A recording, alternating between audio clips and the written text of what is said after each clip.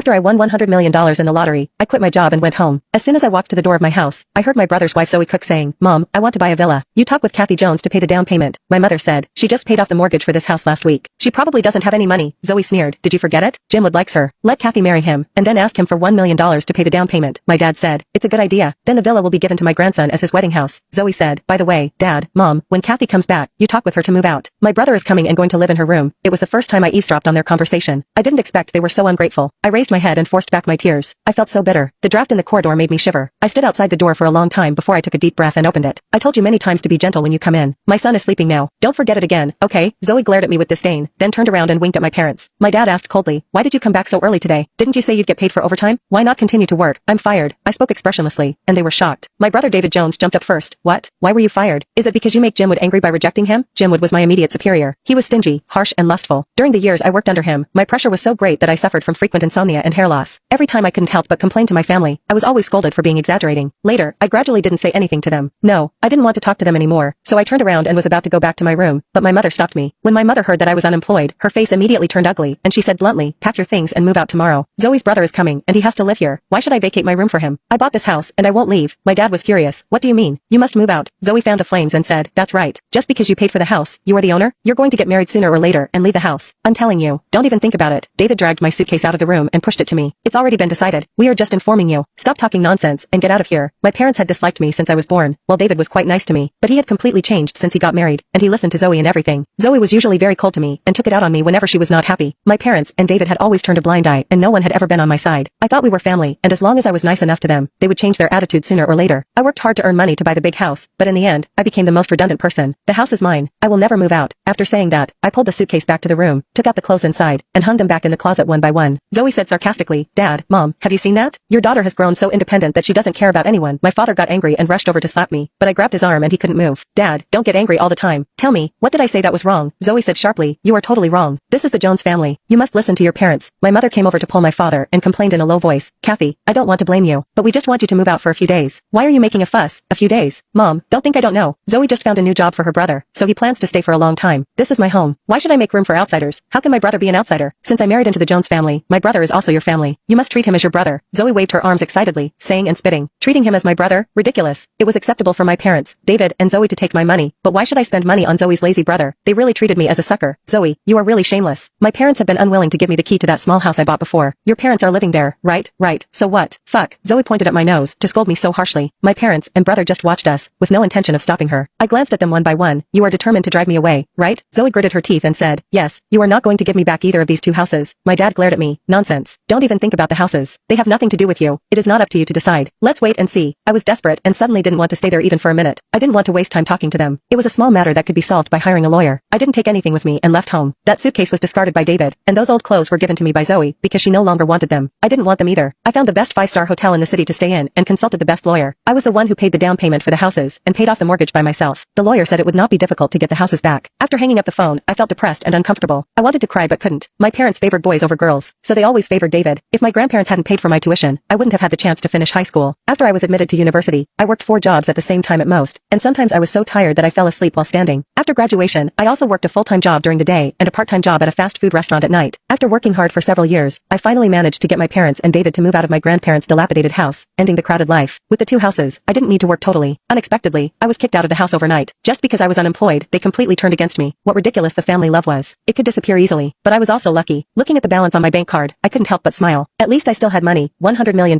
which I couldn't spend in 10 lifetimes. I bought a Seaview villa in a wealthy area. I got up when I wanted every day, did yoga, and watched TV. Life was so comfortable. There was an owner group of the villa community. After I added it, everyone greeted me enthusiastically. They were all rich ladies at home, and every day they talked about makeup, clothes, and so on. I wasn't interested in those things before, but now my mindset changed. Now that I had money, of course I should treat myself better, so I also enthusiastically joined their topics. After a few days, I became familiar with them and we often made plans to go out for coffee and shopping together. I was shopping in a luxury store with my rich friends when my dad called me in a rage.